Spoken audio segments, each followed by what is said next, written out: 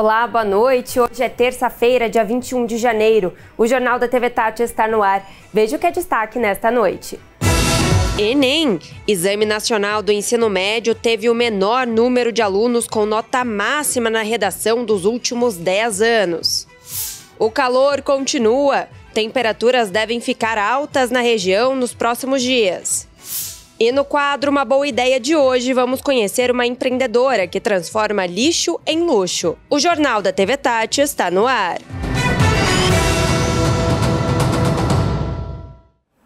Nós começamos o jornal falando sobre o Exame Nacional do Ensino Médio, o Enem, que teve o menor número de alunos com nota máxima na redação dos últimos 10 anos. Segundo especialistas, a baixa das notas pode ser preocupante e um desafio para a educação nos próximos anos.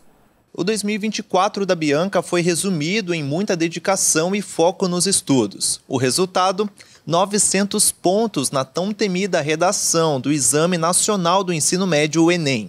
Uma boa avaliação que tem como pontuação máxima a nota 1000. Toda semana eu fazia uma redação nova, com temas diferentes, para chegar lá na hora eu não ter uma surpresa e falar: meu Deus, esse tema eu não vou conseguir acertar. E assim, era muito difícil porque, como é um ensino médio com o técnico, as aulas de português eram reduzidas. Então, os ensinos básicos que eu precisava para prestar a prova, eu não tinha. Então, eu tinha que me dedicar 24 horas, assim, não só na escola, mas também em casa. E eu treinava e dava para minha professora corrigir. E ela me ajudou muito também. Eu analisava muito as redações nota 1000 no Enem. Então, eu me inspirava muito para que a minha conseguisse ficar tão perfeita quanto. Então, eu sempre me inspirava nessas redações para conseguir tirar uma nota tão boa. Todo esse empenho tinha um único objetivo: conseguir uma boa nota no Enem e entrar na tão sonhada faculdade. Eu vou usar a minha nota para cursar Direito na Faculdade Cristã da cidade. Eu já consegui, já paguei a primeira mensalidade e estou muito feliz porque a gente vê que todo aquele esforço valeu a pena no final e que agora é só para frente. E os desafios para chegar até aqui foram vários. O principal deles era o ensino público. A escolaridade no Brasil ela enfrenta uma grande dificuldade, principalmente o ensino público, em questões de ensinos básicos que os alunos precisam para prestar o vestibular, provas. E eu vinha esse grande desafio no momento que eu estava fazendo a prova, que era conteúdos que eu não tinha estudado.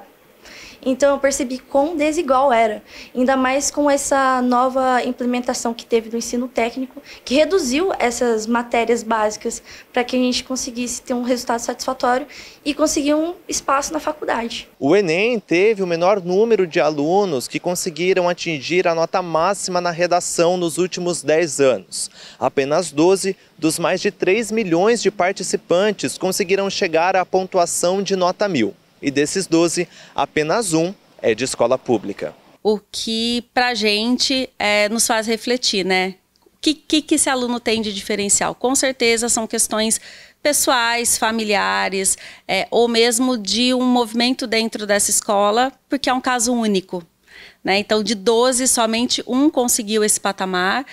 Com certeza é uma aluna muito aplicada, que dedica muito tempo ao estudo e que tenha uma postura familiar que permita que ela se dedique e não precise fazer outras tarefas não condizentes ao estudo.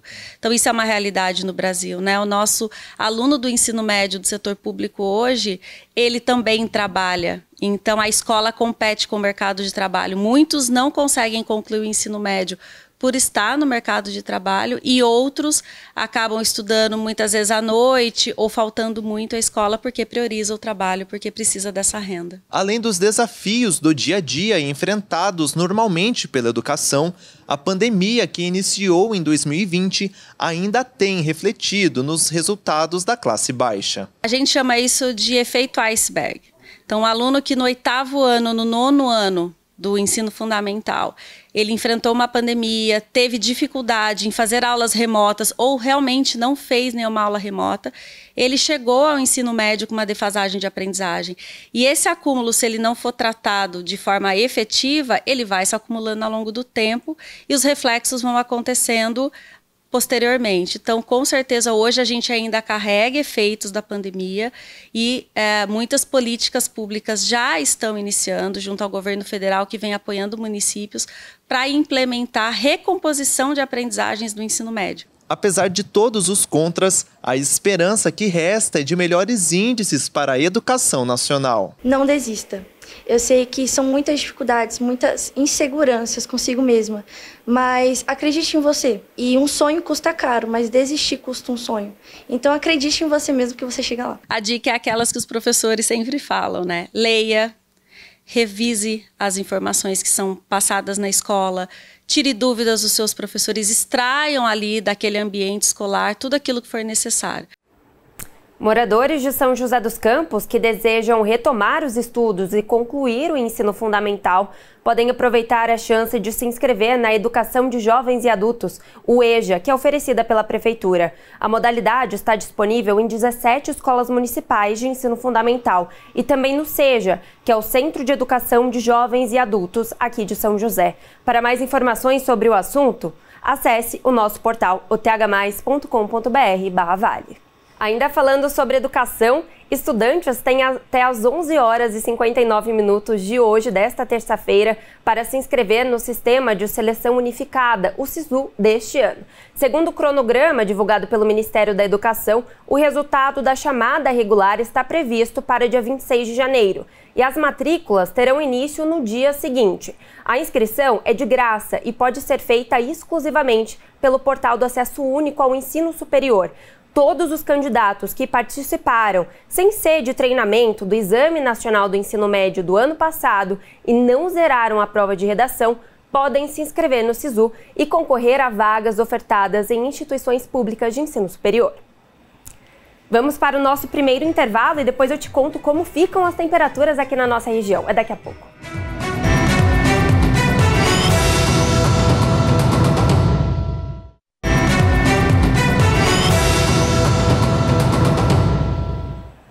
Época de férias é sinônimo de diversão, mas tem algumas brincadeiras que são perigosas, como soltar pipa com linha de cerol, que além de poder matar, é crime.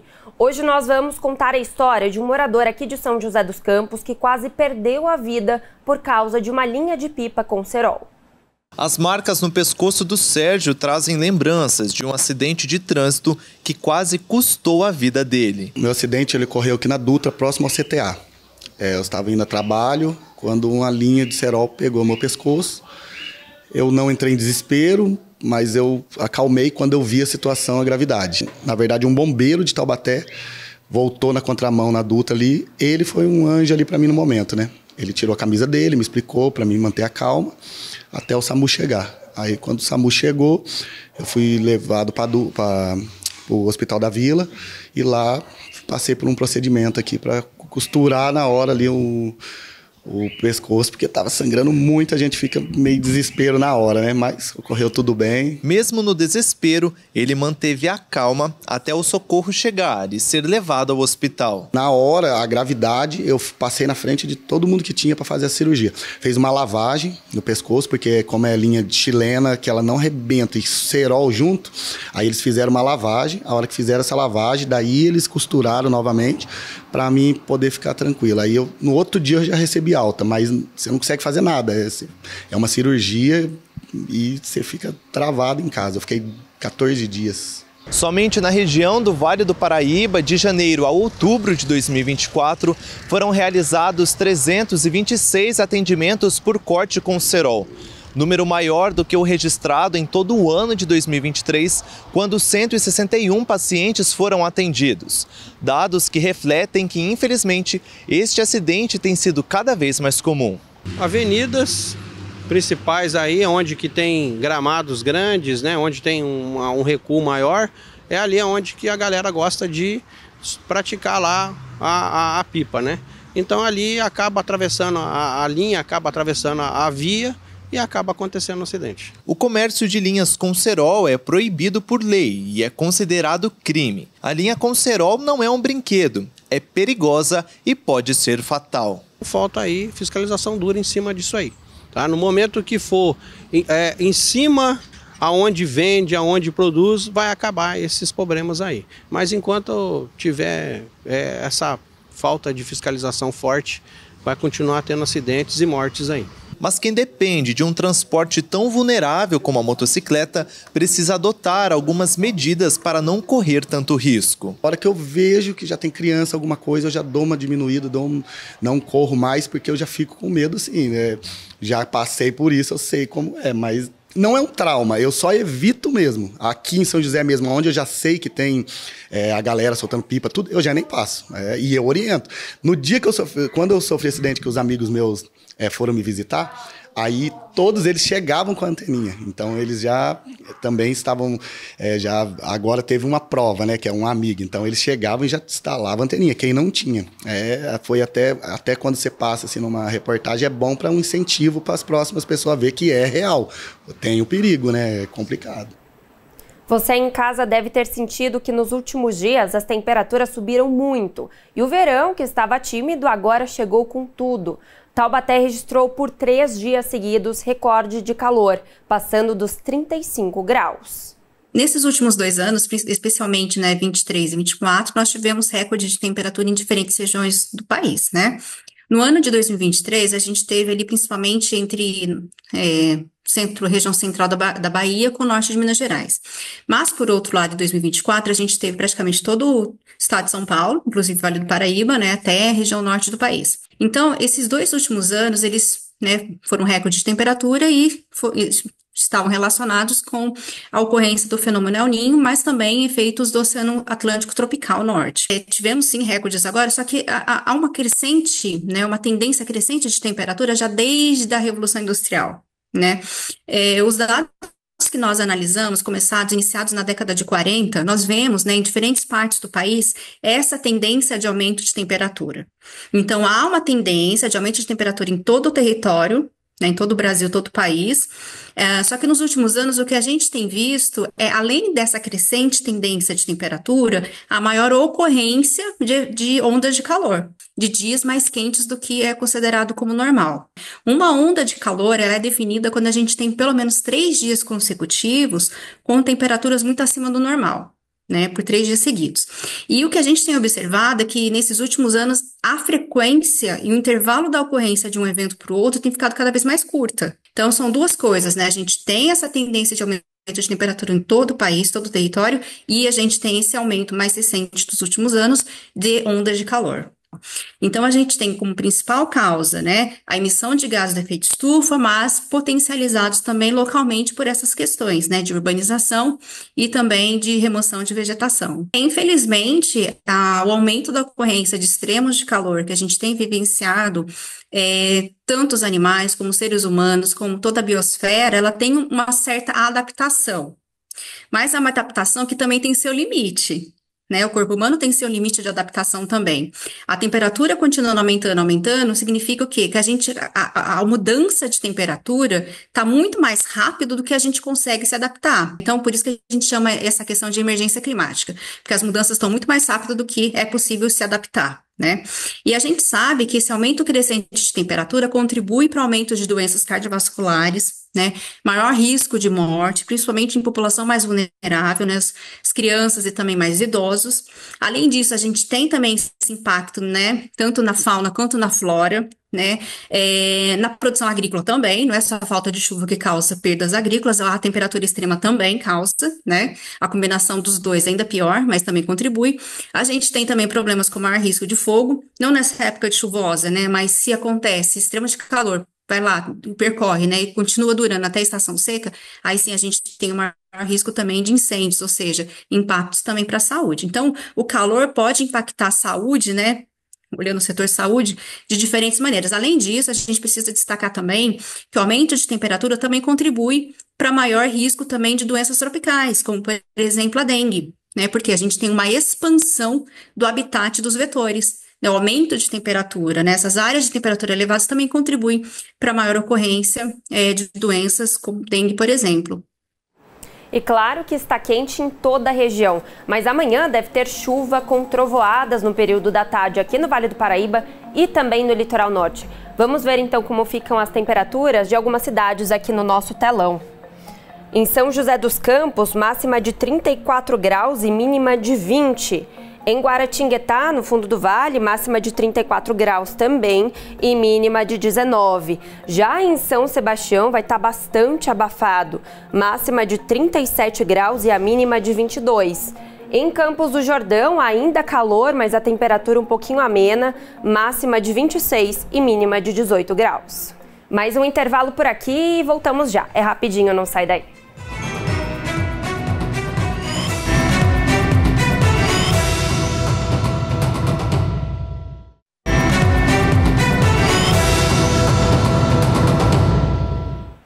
Vamos falar sobre empreendedorismo? Vamos conhecer agora a boa ideia da semana.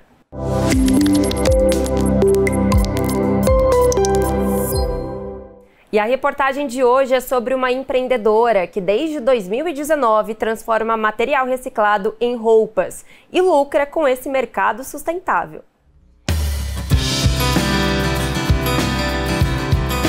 A garagem da casa da Rejane virou uma loja de moda.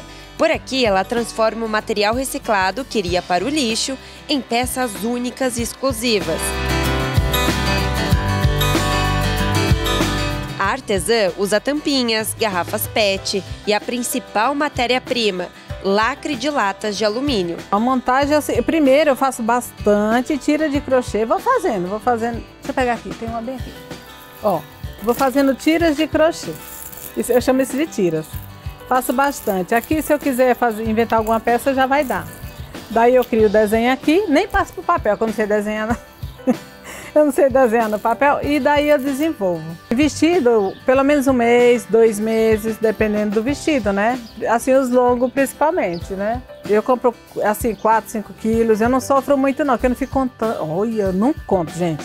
Eu não conto muito, não, mas dá pra contar. Foi depois de um momento desafiador que a ideia do negócio surgiu. Após viver a dificuldade de um alagamento, ela percebeu a importância da sustentabilidade e de contribuir com o meio ambiente. Isso aí foi através de um problema sério que eu tive de enchente na minha casa, que alagou tudo. E nesse problema que eu tive, depois que eu resolvi tudo, mais de uma semana, jogando coisas fora, eu me lembrando da garrafa PET, descendo na rua e o lixo, e sem pretensão nenhuma, foi assim que eu comecei mesmo. Peguei uma garrafa PET, cortei, fiz uma florzinha, achei bonita, da flor ele assim, falei, essa garrafa dá pra pintar, fica uma flor bonita, legal. E gente, foi assim, é Deus mesmo. O que era lixo, o que me incomodou um dia, que me atrapalhou um dia, hoje não atrapalha mais. Hoje eu falo assim, não, eu vou pegar aquilo que era lixo para transformar em luxo.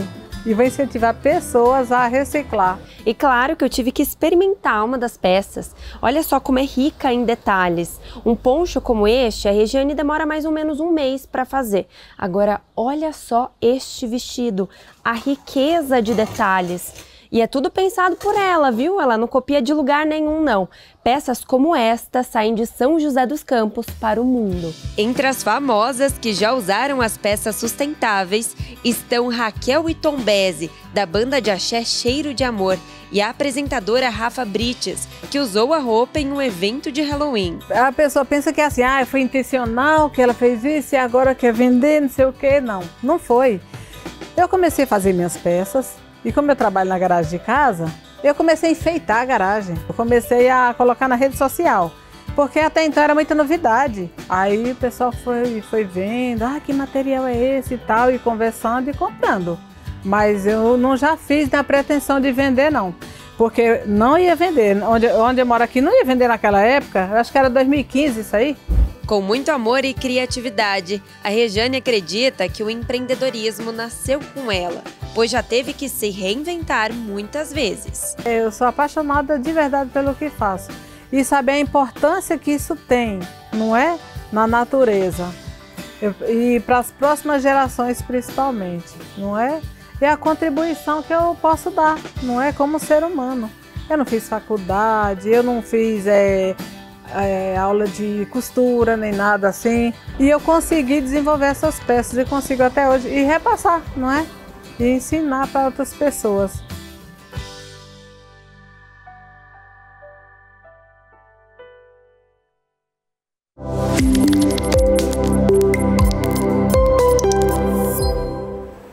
Muito muito lindo. As roupas são assim de tirar o fôlego. Fico imaginando como a Regiane faz tudo. De verdade, eu fiquei muito impressionada e aposto que você aí de casa também. O Jornal da TV Tati fica por aqui. Muito obrigada pela sua companhia. Amanhã a Gabriela Leite já está de volta e nós temos um encontro aqui na TV Tati SBT. Um beijo.